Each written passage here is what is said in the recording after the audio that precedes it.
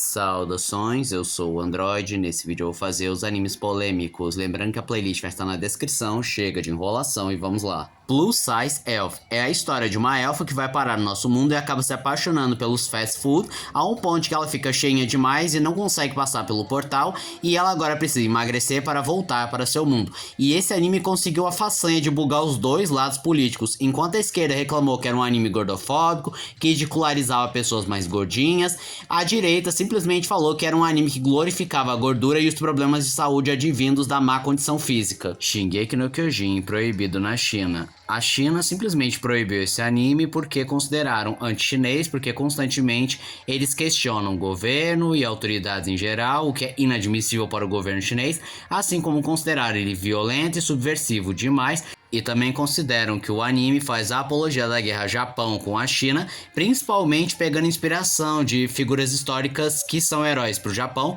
mas são monstros para outras partes do mundo, como por exemplo o Top Pixel. Perfect Blue, uma obra-prima de Satoshi Kon, que conta a história de uma idol japonesa que decide largar essa carreira de idol para alçar novos voos, principalmente como uma atriz, e aí ela vai sofrendo uma dissociação de identidade, duvidando até mesmo se ela cometeu ou não alguns crimes, e devido a seu terror psicológico, várias cenas de dissociação, alucinações e algumas cenas pesadas, como por exemplo a cena de um abuso sexual, ele acabou sendo banido em alguns países. Paranoid Agents. Por um bom tempo esse anime foi proibido nos Estados Unidos porque consideraram que os temas delicados ofendiam a cultura local. Yamishiba é um anime de terror psicológico, terror sobrenatural, que chegou a ser banido em alguns países porque consideraram seu terror extremamente pesado para passar.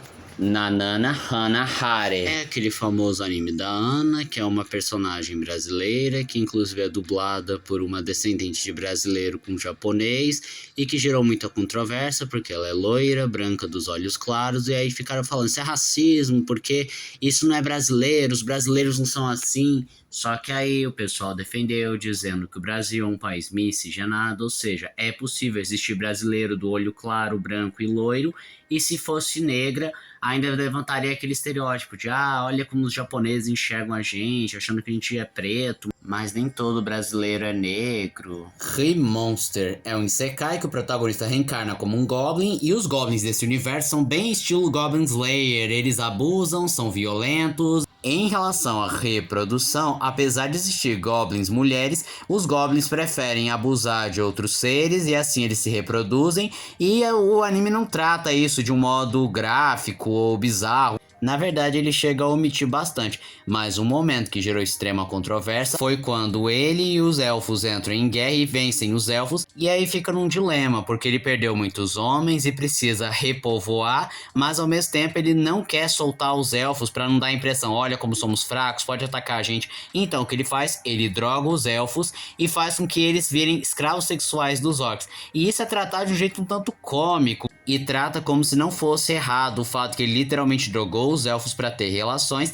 Outra polêmica envolvendo esse anime é o estúdio que iria animá-lo, em que basicamente é o mesmo estúdio que animou a terceira temporada de Nanatsu Taizai, então já ficou com aquela pulguinha atrás da orelha. Gushi no Go Magic Girl. A história é sobre uma menina que adora garotas mágicas, mas para sua infelicidade, ela vira uma vilã de garotas mágicas e tem um agravante. Ela fica feliz e ganha poderes a partir de atos de sadomasoquismo. Por conta disso, ela tortura e faz várias coisas sexuais para ganhar poderes e se sentir muito bem. E esse anime tem 3 versões. A primeira é uma versão mais leve para passar na televisão. A segunda é uma versão um pouquinho mais pesada. Já a terceira é bem mais picante, bizarra. My Life is a Inukai-san's Dog.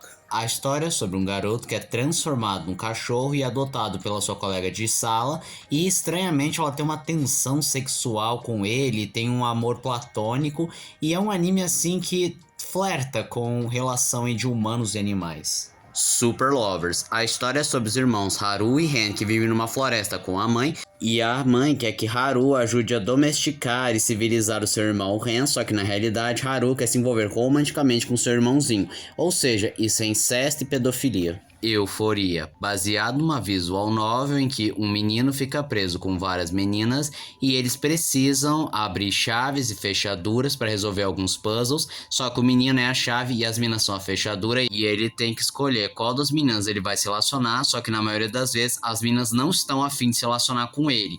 E é um anime extremamente misógino, machista, que explora as mulheres e trata apenas como objetos sexuais, além de ter várias cenas bizarras, como por exemplo, o protagonista defecando na boca de uma das meninas, ou uma das meninas se recusando a participar do jogo e é eletrocutada, e o protagonista se sente excitado ao ver o corpo morto e sujo pelos seus fluidos. Otomi Odori, ele é um hentai de traição, que por si só já é polêmico, porque hentai de traição é muito mal falado na comunidade, até mesmo que quem consome hentai, e a história é sobre um menino que tem uma paixão por uma colega de turma, só que ele acaba descobrindo que essa amiga acaba tendo relação com vários velhos nojentos que gravam isso e mandam diretamente pra ele, e como ele reage, ele acaba se masturbando, e a menina começa a gostar dos abusos. Depois é revelado que a irmã do protagonista era vítima desses abusos, então decidiu vender a amiga porque tinha ciúme do irmão, e sim, ela ficou apaixonada. Inclusive tem uma cena que ela abusa do irmão, e depois tem um salto no tempo que é descoberto que esse menino casou com a menina e tem uma filha. Mas aí ele se depara com uma fita que ele não tinha visto, e aí fica aberta a duas interpretações. A primeira é que a menina continua sendo abusada e vai apresentar o verdadeiro pai, que é um daqueles velhos nojentos, ou a outra é que ela continua sofrendo o abuso e ainda vai levar a menininha pra participar disso. E esse foi o vídeo de hoje. Se você gostou do vídeo, se inscreve no canal, compartilhe o vídeo, comente, dê seu like também. Não esqueçam de ativar as notificações, cheio de like caso gostem dos meus vídeos. Então eu sou o Android, tchau.